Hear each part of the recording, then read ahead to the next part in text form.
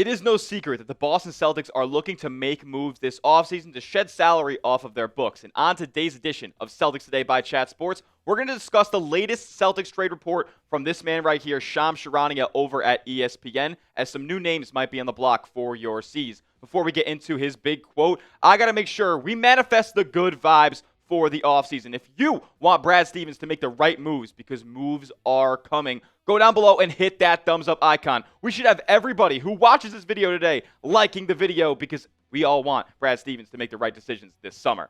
All right, let's get into this Charania quote when he went on the Pat McAfee Show and said that the primary focus, from my understanding, with the Celtics offseason has been Jrue Holiday, Kristaps Porzingis, Sam Hauser, their trade markets. That's no new information to us, but here is the kicker. He said, now, are teams making big offers and calling about Jaylen Brown and Derrick White?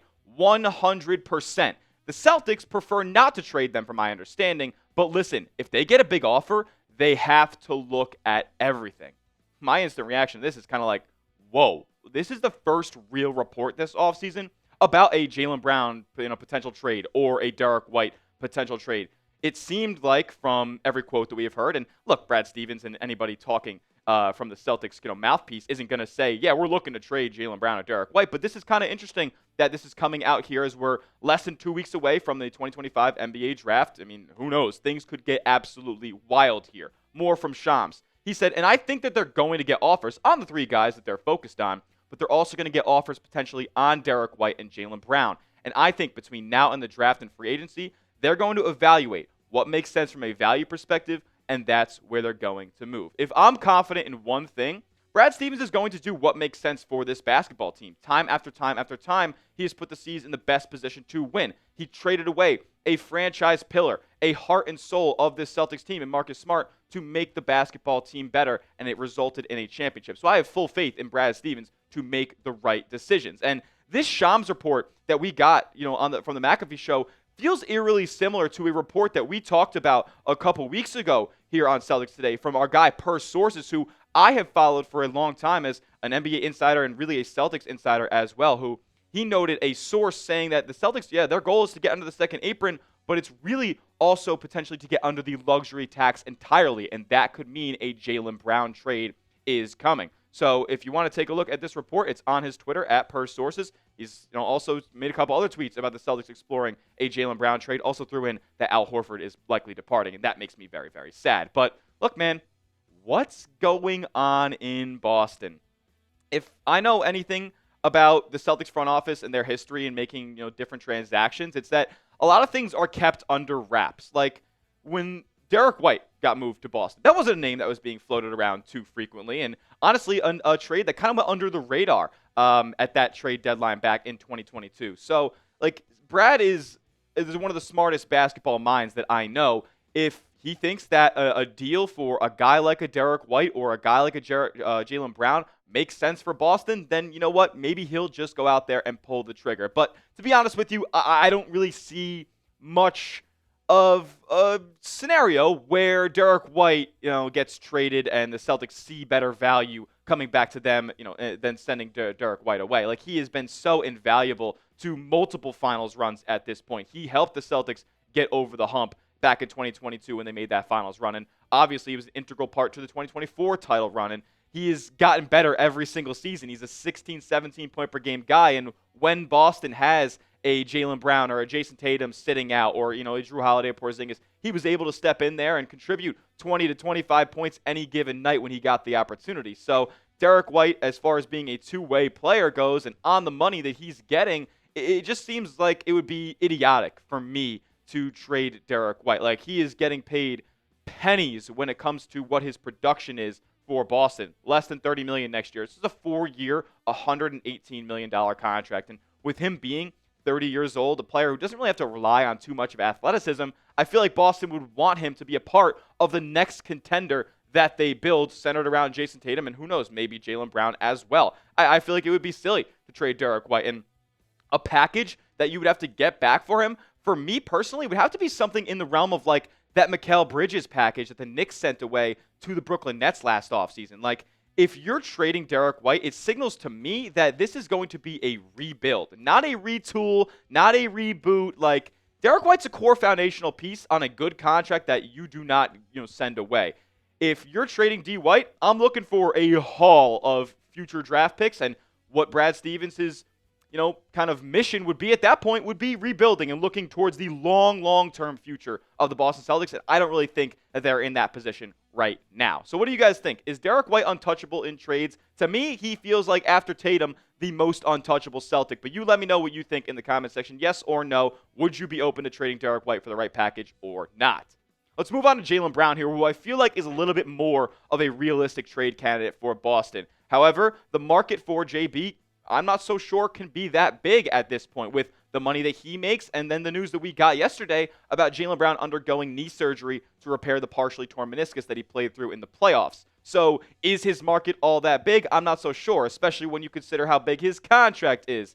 $60 million player isn't exactly, you're not able to pay multiple guys $60 million on the roster. That's the problem the Celtics are facing at this point. So it's gonna be pretty difficult to move off of a JB deal. But look, this is a Finals MVP, one of the best two-way talents in the league, a top 20 player in the NBA. So yeah, there's absolutely going to be massive value around his name. But how many teams are really going to be in the market for a Jaylen Brown trade? Like, if you're trading for Jaylen Brown, like what that signals to me, if you make a Jaylen Brown trade, is you're making him your best player, or at least he's your highest paid player. And how many teams in the NBA really want to make that, kind of the focal point of their organization? Jaylen Brown has never been a number one option in his career. He's primed to do that next season with the absence of Jason Tatum, but he's never had that opportunity. And how much faith are teams around the league willing to put into that when they haven't seen it in his entire NBA career so far? However, Chris Mannix of Sports Illustrated did link the Spurs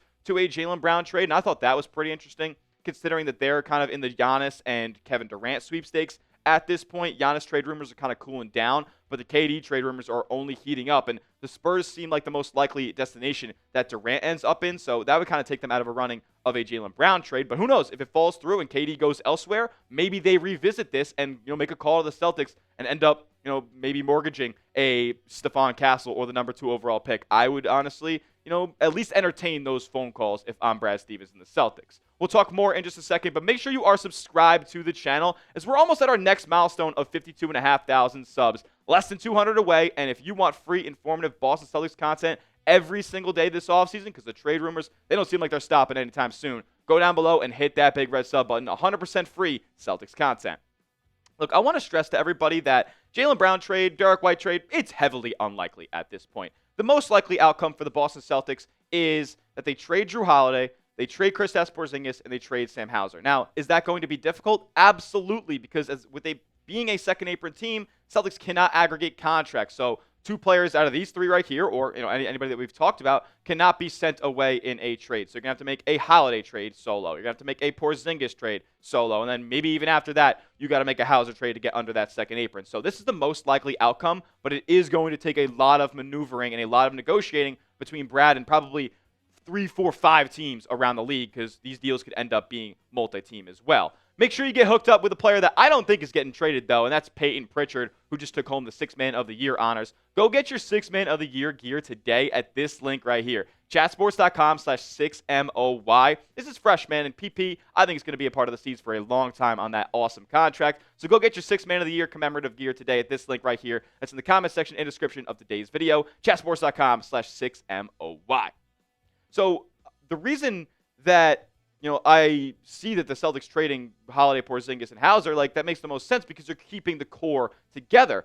But Chris Mannix said this after he linked the Spurs to this Jaylen Brown trade. He came out with this quote today and said that Porzingis, I think, is available, but I think that they would like to get Porzingis back long-term or at a lower price on his next deal. And that's entirely possible because of the way that Kristaps Porzingis tanked his value playing down the basketball court, facing that mystery illness in March and into the postseason. But is it worth it to bring Porzingis back? He is on an expiring contract, $30.7 million. And that's going to have some value around the NBA as the money's going to come off the books after next season. But when I've been kind of mulling over whether or not to trade Porzingis, the Celtics probably don't want to make or take on too many more long-term deals if they're sending Porzingis away. They'd be looking to move off of money, not trying to necessarily get a monster value back as far as immediate players you can get on the court. So I don't really see Porzingis staying long term, but I think it's possible if he's willing to take a smaller deal. I just don't know what player you're going to get at this point in his career. Is this illness kind of be in the rearview mirror? Is it going to creep back up? And is he going to be healthy physically as well, as that's been a concern for his entire career as well? So I like KP a lot when he's been out there on the floor for Boston healthy. He has been awesome. And it might be difficult to trade him if you're going to have to attach a first-round pick or something like that this offseason. So who knows? He could be back for the long term. I would like to see it, but who knows if that's all that realistic. What do you guys think? What to do with Kristaps Porzingis? Keep him? Trade him? I want to hear from the Celtics fans in the comment section on whether or not Celtics should get rid of Porzingis or keep him around pretty long term, as that could be an option. That will do it for today's edition of Celtics Today by Chat Sports. Make sure you are subscribed to the channel like I just mentioned. We're almost at our next goal of 52,500 subs. We'll be covering the Seas all off season long, so go down below, hit that sub button. We'll see you guys all in the next one. And as always, let's go Seas.